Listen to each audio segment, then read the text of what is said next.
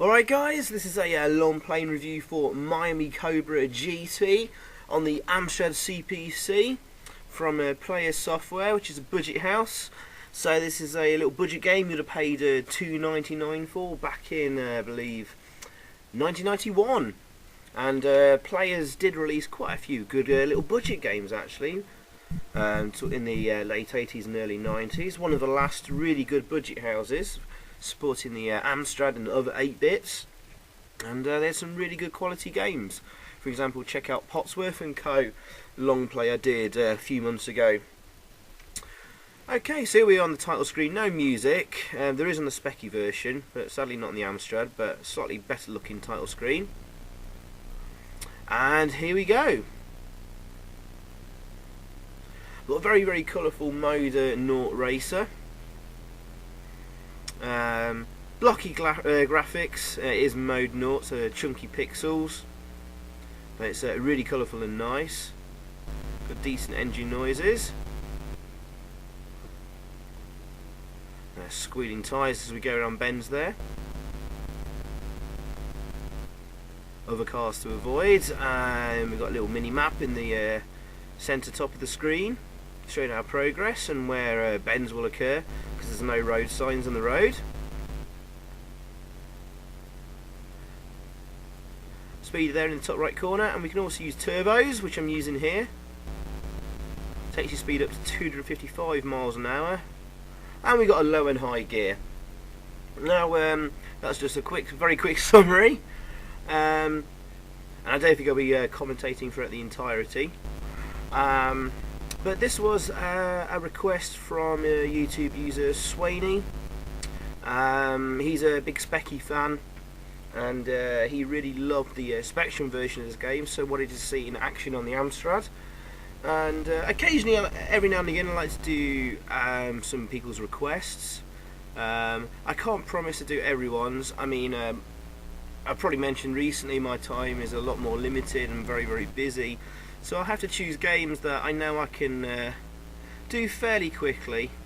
If it's going to be a big, long, complicated, long play, it's got to be something I really, really enjoy, and you know, it's going to be worthwhile all the time invested in it. If I don't enjoy the game particularly much, then I'm not going to be that interested in doing it. You know, it comes down to personal preference. I think I've got quite a few requests in my inbox I haven't sort of replied to yet. Oops, apologies. Maybe I'll get around to them. But I gave this a quick go when Swainy emailed me, and I actually really enjoyed it and got quite into the game. So I thought, why not?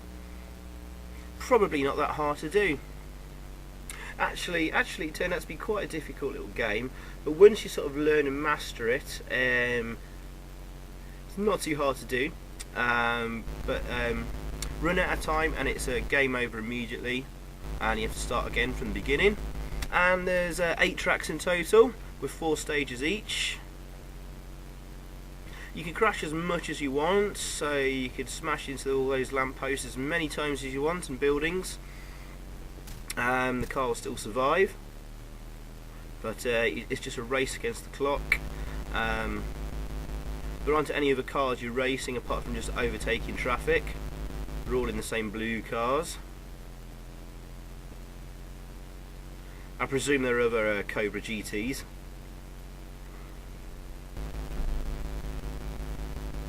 And as you may notice there, the colours change between stages. And we're on the last stage here.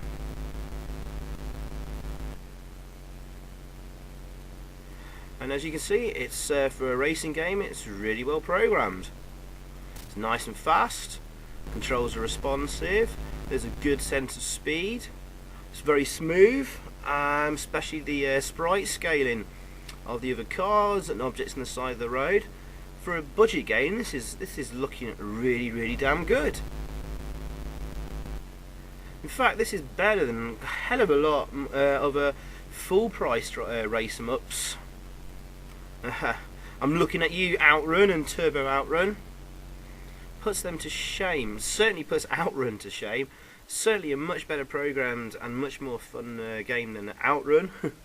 I think you remember I reviewed that a couple of videos ago. But for £2.99 on budget, this is good stuff. It's not without its faults though, which I'll come on to.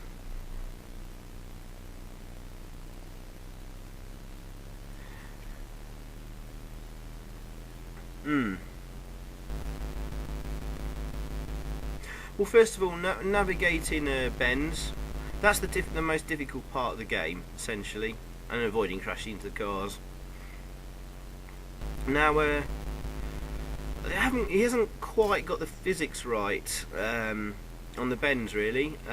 It doesn't really matter what speed you're going to into the bends, or even if you just decelerate as you're in the bend.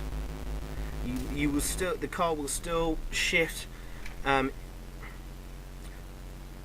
obviously out of the bend by the same rate each time. Doesn't matter if you're going 100 miles an hour or 200 miles an hour. The amount that you sort of understeer, I suppose, remains constant. So minus marks to that. Obviously, you know, in real life, if you reduce your speed before a bend, go into it and get the apex right, hit that, and then accelerate out the bend. That's how you would do it. Doesn't make a difference here. And I'm already, you know, obviously I'm being critical. I mean, this is a budget game for only a couple of quid. You know, obviously you had to turn out budget games pretty quickly. Maybe if this was turned into a full price release, then the programmer would have had extra time to sort of fiddle around with that. But because it's budget, it's cheap and cheerful and simple stuff. But really excellently programmed. I mean, the sprite scaling and the speed of the thing and how smooth it is absolutely first rate. It's probably the best budget driving game I've seen, really. I can't really think of any others that sort of really come close that were purely budget releases. So yeah, this sort of the bends they haven't got quite right. And it's really the major part of the game though. I mean, what you're struggling with is anticipating the bends from the map and obviously steering into it at the right moment. So really you're paying very, very close attention to the map and trying to see there where you're going to have a left turn or a right turn. Sorry, not a turn, bend really. And obviously there's sort of little kinks in the map as well. Not so much on this track, but later on there'll be sort of bends left and right, left and right, left and right, almost immediately after each other, and it's sometimes really, really hard to see on the map, which is where things get really difficult. And some bends aren't even marked on the map. It looks like just basically a complete straight run, and suddenly there's like a little minor bend. I think you'll probably see that on a couple of the later stages, later tracks, sorry. So you're paying close attention to the map, but just be careful and potentially expect a bend. Sometimes obviously you can see the track that overlaps itself in places, and there might be a little bend there you can't see because it's obscured.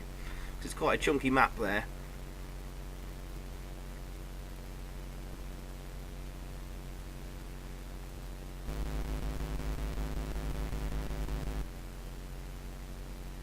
Yeah, and the other cars here you're racing against, they're sort of going about 155, 160 miles per hour.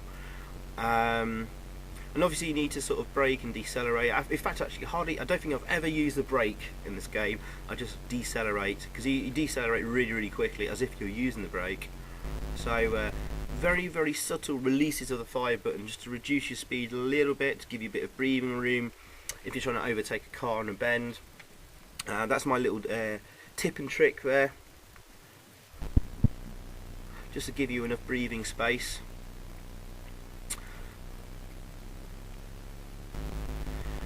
And I think there's one other niggle as well, which is a little strange bug and quirk. It's when you use the turbo and you're sort of approaching. I'm using the turbo here. Watch what happens when the turbo runs out. Well, actually I crashed there. So you're going at 176 miles an hour, you hit the turbo, and you're approaching the cars in the distance. When the turbo stops and you're reducing back to 176 miles an hour, bearing in mind the other cars are travelling 160, as soon as you run out the turbo, they just dash off into the distance, which isn't possible because they're only going 160. We're still well over that 160 miles an hour, and as if we applied the brakes and gone down to about 90 miles an hour or whatever. Maybe we'll see it in action shortly, which is just really, really weird.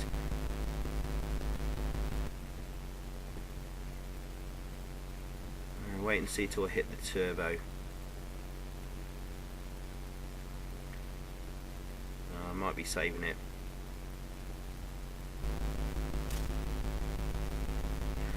Well, if you do have a little crash and accident, it's hardly worth using your turbo to sort of like regain your speed, because you do accelerate really, really quickly up to your top speed. You're better off saving your turbos for the straights and trying to get the most maximum amount of speed as possible throughout the track, because there's a very, very tight time limit. Even when I'm doing sort of perfect runs almost without any sort of crashes or much deceleration, I'm still getting there maybe about 6 to 8 seconds to spare. One major crash from track 4 onwards really, and you might as well reset the game and start again. Boo!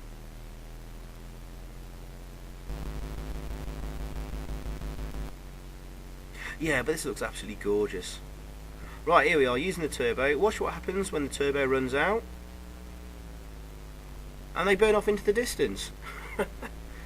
Very strange, but you can actually use this little quirk and bug to your advantage, especially if you're approaching like a load of bends and you've got some cars just above you in the distance.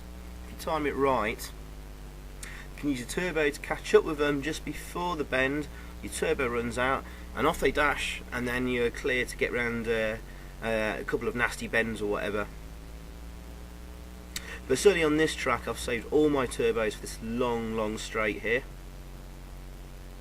to make the most effective use of your turbo and top speeds. So yeah, what else? Programmer is a guy called Nigel Spate. I'm not sure if I pronounced that correctly. He did a few games for High Tech.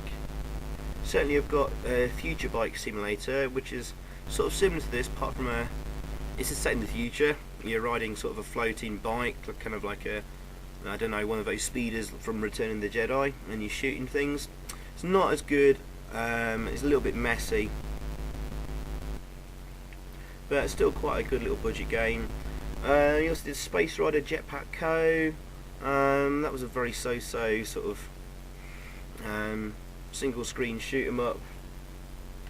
I remember buying that on budget because the title of the game sounded rather cool. Space Rider Jetpack Co. What else did he do? BMX Ninja apparently, which was absolutely dreadful. Chevy Chase, that's another really good driving game. That's probably one of the other sort of really good budget driving games that I might take a look at. I think he did a chess game. Ooh, what else? War Machine, again for players and high-tech software.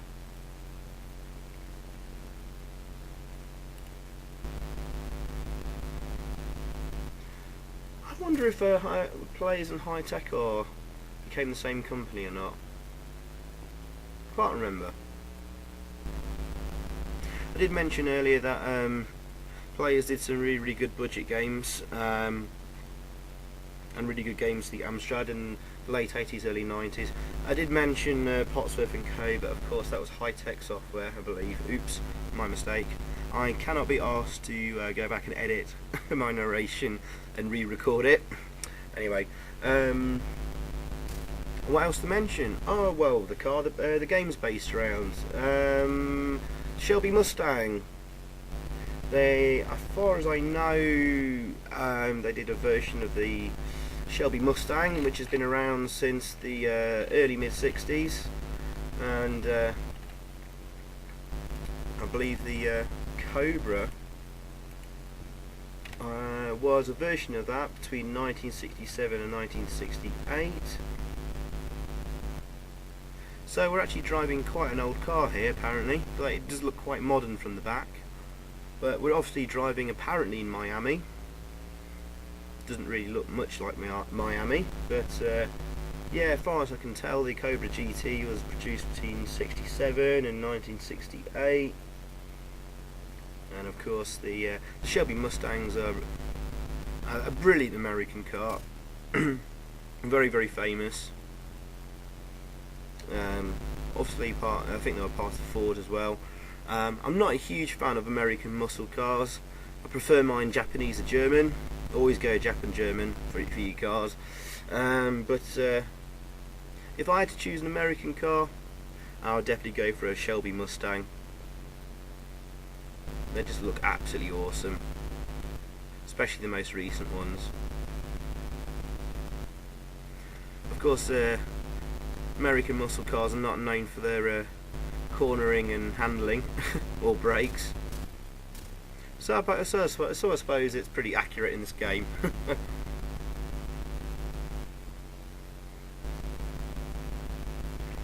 Decent enough sound effects. Okay, so Swainy asked me to do this one because he loved the specky version. How does it compare? Well, I've had the two videos running side by side each other, and I can't see any difference in the speed or smoothness. I don't know if the Amstrad version might have a slightly smaller screen. But what it possibly loses there, it gains in more colours, but then it's obviously really quite blocky. And if you look at the specky version, it's very, very well detailed.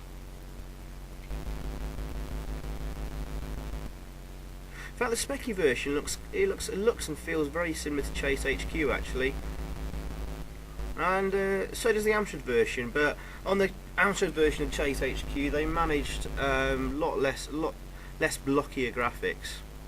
Certainly on the car and on the road and the centre markings and things in other cars. Oops, that was a nasty crash. Yeah, once you get caught there, you're just bashing against bollards and lampposts for quite a bit of time. Normally I would have given up there, and you probably would have ran out of time. I think I'll just about scrape through this here.